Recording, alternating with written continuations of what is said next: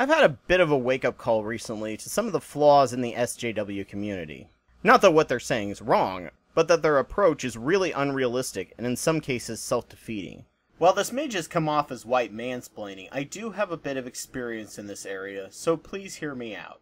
I listened recently to a crack podcast on the discussion on class and America's secret caste system.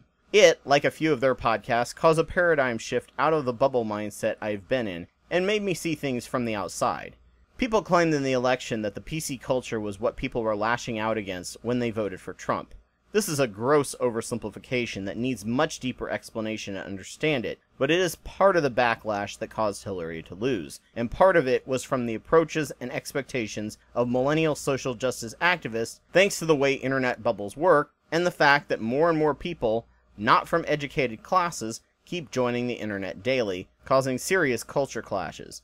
The more bubbles that exist, the more divergent cultures become, making any discussion nonsensical when trying to get a point across. You might as well be talking to a foreigner in a different country. We don't see it happening, so we don't even realize it's happening. My blog post this week, written 2 months prior to this video, discusses how, thanks to the internet, we're losing our common reference points. I didn't realize that it's not that we're losing them, it's that the internet is no longer a club of nerds and intellectuals like it was more so 10 years ago. It's more that we're dealing with people we would rarely interact with on a class-based system, and we never had the same reference points to begin with. Much of the vitriol on the internet occurs because both the rural and urban lower economics classes are much more likely to use violence and insults over reasoning, and stalking and bullying someone they view as the enemy is righteous to them. De-escalation almost never occurs to them, going in for the kill does. While it's great that millennials are demanding social justice and economic and environmental change, they seem to have no concept on how long it takes a nation to collectively change its minds on things. It took the nation 10 years to go from a majority gay marriage is an abomination to gay marriage is available to all. In 2008, Obama claimed marriage was between a man and a woman. That was just 9 years ago. He probably didn't, but he had to say it to get elected. That requires years and years and years of social work and messaging, communication science, and discussion to change the minds of the American people, and we still have people who disagree with it. Now the social justice warriors want people to change, and they want it now, and they often vilify people for not changing with the times overnight when it comes to trans rights and other popular ideas in the social justice bubbles. Scientifically, they may be 100% correct, but if they don't take the time and energy to slow down and give the public a chance to absorb and digest this new change before switching directly to vilifying people, people are going to hate you and reject your message. Present it in the least painful way possible so it can go down better. Bubbles make you think you're fighting a noble battle, cheering each other on, treating the other side as disgusting garbage for being a horrible person. These people then hate you more and have no interest in learning anything you have to say.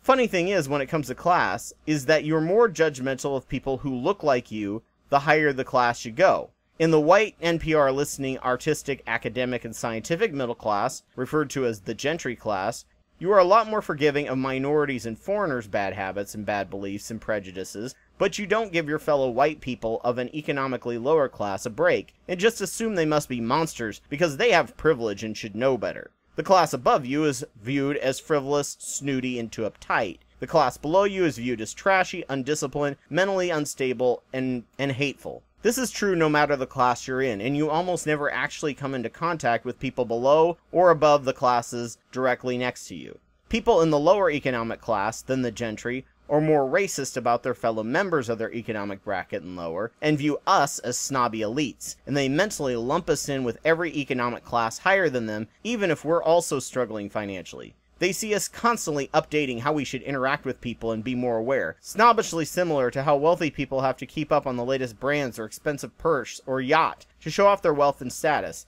They literally can't imagine that we're doing it out of empathy. It must be out of an act, considering how dizzying we keep changing our minds as to how to treat people.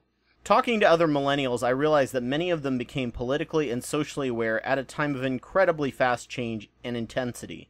In their mind's eye, they think gay rights was changed in a few years because that's when they first became aware of it. It was super fast and they didn't have to get into the trenches and the nitty-gritty of having to try and change minds respectfully when you were in the minority and the only person you knew in real life with the same opinions on it.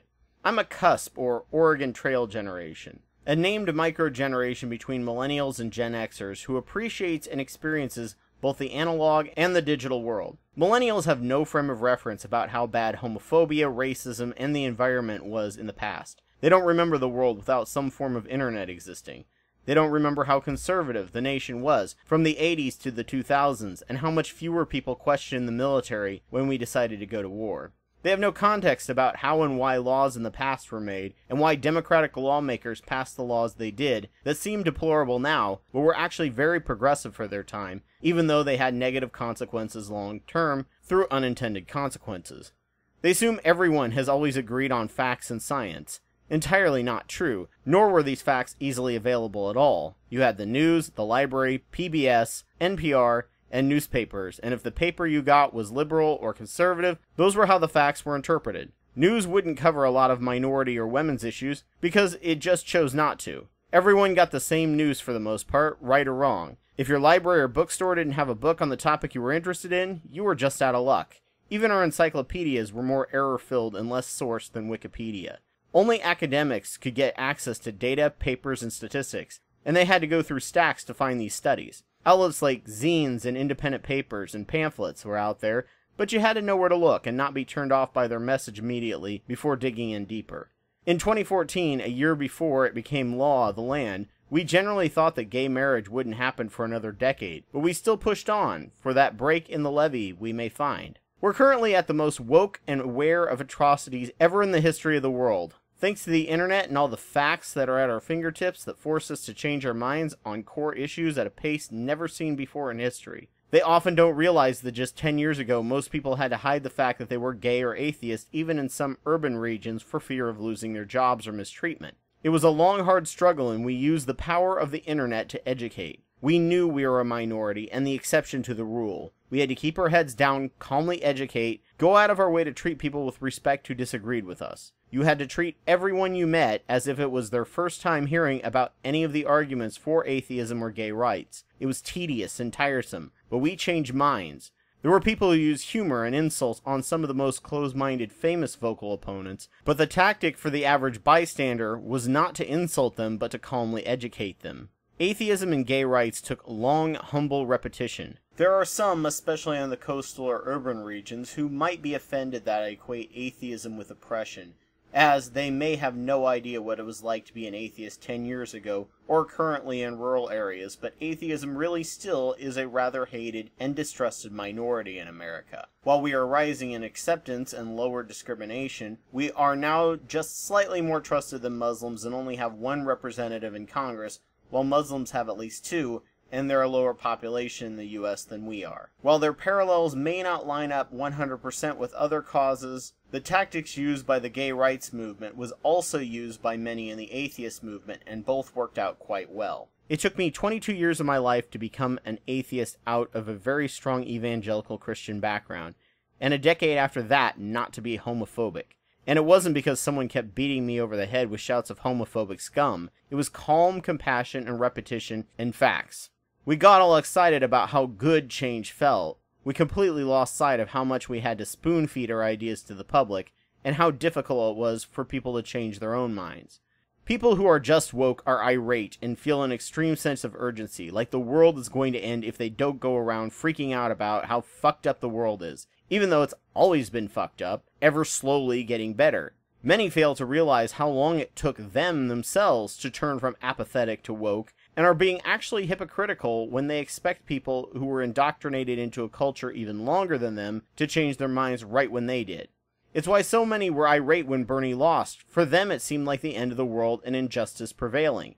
They don't realize just how different the world is and how different the voters' mindsets are from just 10 years ago, and how much more aware and how fast the progress is, even though to them we should have been there yesterday. That's not how our psychology evolved. This is a brave new world never seen in human history, but our brains are still the same, and people from around the world have generations-held beliefs and ideals that vary even in America, that still need to be changed and challenged, and attacks and insults will just make them hold those beliefs stronger and shut down all discussion. Mind you, it didn't help when the algorithm on YouTube changed and atheists got big enough and we were no longer threatened in the US except for very rural regions. Then the atheist community split between the anti-SJWs and the SJWs, or neutrals, who just kinda thought we were all on the same page and suddenly had to face attacks from our own being blindsided. It took us a few years to fully recover and mount a decent defense, and with YouTube changing monetization again and Trump in office, their offensive anti-PCism that was perceived as edginess now may be dying. When you tell someone something, say it as if you're causing them a paradigm shift, and you need to break it down for them in an understanding, humble, and empathic way for them to really get it. You must expect a negative reaction and be the Zen master about it. To really change minds, you have to look reality directly in the face and accept just how fucked up it is and horrible, and be okay with it so you don't panic, burn out, or commit suicide with depression, yet still work very hard in the never-ending thankless quest to be humble, nice, and helpful in explaining your position. The atheist experience to this day still treats each call as if the person has never heard any of their arguments before, even though they've been doing this for decades now. And when Matt was getting grumpy dealing with the same bad arguments and questions he'd heard an infinite number of times, he took a hiatus because he knew he was doing more harm than good, and then came back in a much better headspace and has done better than he ever did before. As Michelle Obama said, when they go low, we go high. But wait a minute. That's tone policing. That's just your white privilege talking. All these horrible things are happening. You're telling me not to get angry and loud and mad, and perhaps even violent. Why do we have to be the calm ones? They're the monsters doing the horrible things. No, it's not fair to the victims, the people without power and privilege. But one of the things that helped us in the rising digital age was that we were fully aware that our opinions were the minority, and this was the only way to change minds, and it really worked. Now, thanks to the internet bubbles, where you only talk to people spread out over a large geographic area, you don't realize that the majority of people around you geographically don't agree with you, haven't had the time to analyze, and are running on values their culture and class told them is good.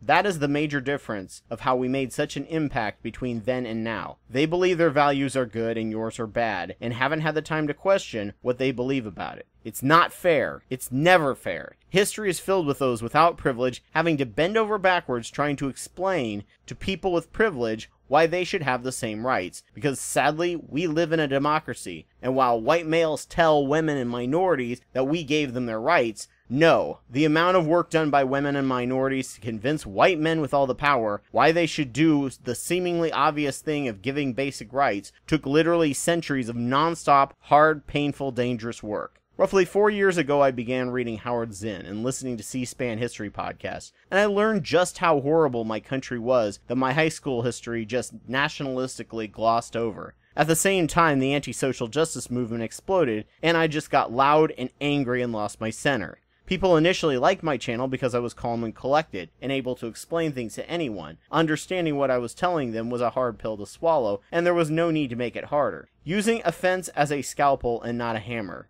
My anger turned that into a hammer, and I've let trolls get my goat over the years. The term social justice warrior was made as a joke and an insult. However, many are at best social justice recruits. They have amazing fresh-faced passion, ideals beyond measure, but have never been in the trenches of real culture battle, where you literally feel like victory for your cause may never come.